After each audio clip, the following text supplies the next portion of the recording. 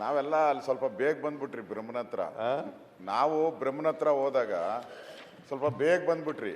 ನೀವು ಅಲ್ಲೇ ಕೂತ್ಕೊಂಡು ಕರೆಕ್ಟಾಗಿ 5 ವರ್ಷ ಎಲ್ಲ ಕರೆಕ್ಟಾಗಿ ಬರ್ಸ್ಕೊಂಬಂದ್ಬಿಟ್ಟಿದ್ದೀರಾ. ಹಾಂ, ಕರೆಕ್ಟಾಗಿ ಎಷ್ಟೆಷ್ಟು ವರ್ಷ ಬೇಕೋ ಅಷ್ಟು ವರ್ಷ ಕರೆಕ್ಟಾಗಿ ಬರ್ಕೊಂಬಂದ್ಬಿಟ್ಟಿದ್ದೀರಾ. ಹಾಂ, ಹಂಗೆ ನೀವು ಪೂರ್ತಿ ನಿಂತು ಬ್ರಹ್ಮನ ಹತ್ರ ಕರೆಕ್ಟಾಗಿ ಬರೆಯಪ್ಪ ಅಂತ ಹೇಳಿ ಬರ್ಸ್ಕೊಂಬಂದ್ಬಿಟ್ಟಿದ್ದೀರಾ. ಅದಕ್ಕೆ ಕರೆಕ್ಟ್ ನೋಡಿ, ಎಲ್ಲ ದಾಖಲೆಗಳು ಮುರಿತಾ ಇದ್ದೀರಲ್ಲ. ಯಾರಾದರೂ ಮುರಿತಾರ? ಜಾತಿ ಏನಾನ ಅಡ್ಡ ಬಂತ ನಿಮಗೆ? ಏನೂ ಅಡ್ಡ ಬರಲಿಲ್ಲ. ಜಾತಿನೂ ಅಡ್ಡ ಬರಲಿಲ್ಲ, ಏನೂ ಅಡ್ಡ ಬರಲಿಲ್ಲ. ಕರೆಕ್ಟಾಗಿ ಕರೆಕ್ಟ್ ಟೈಮ್ಗೆ ಎಲ್ಲೆಲ್ಲಿ ಹೇಗೆ ಮಾಡಬೇಕು. ಯಾವುದು? ಹಾಂ, ಯಾರನ್ನ ಮೇಲೆತ್ತಬೇಕು, ಯಾರನ್ನ ತುಳಿಬೇಕು, ನೀಟಾಗಿ ಎಲ್ಲ ಸಿಸ್ಟಮ್ಯಾಟಿಕ್ ಆಗಿ ಮಾಡಿದ್ದೀರಾ. ಅದಕ್ಕೆ ನಿಮ್ಮನ್ನು ಬ್ರಹ್ಮ ಕರೆಕ್ಟಾಗಿ ಬರ್ಸ್ಕೊಂಬಂದಿದ್ದೀರ. ನಾವು ಬರ್ಸ್ಕೊಂಬಂದಿಲ್ಲ ಅಷ್ಟೇ. ಮಾನ್ಯ ಅಧ್ಯಕ್ಷರೇ, ನಾನು ಹಣೆ ಬರಹದಲ್ಲಿ ನಂಬಿಕೆ ಇಟ್ಕೊಂಡಿಲ್ಲ. ಯಾರು ಬರೆದಿರೋ ಬ್ರಹ್ಮ ಬರೆದಿದ್ದಾರೆ.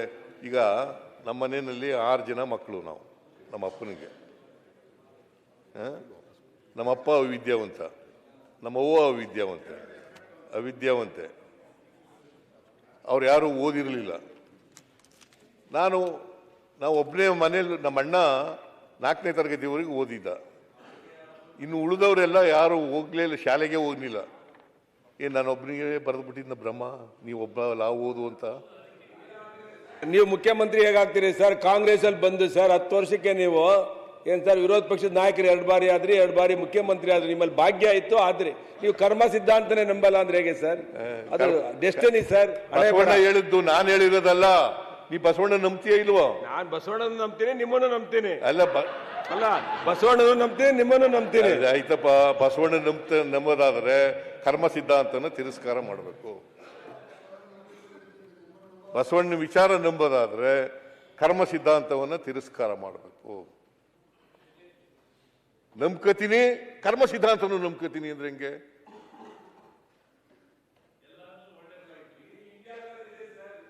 ಈಗ ಆಯ್ತಪ್ಪ, ಕೂತ್ಕೋ. ಒಂದ್ಸಾರಿ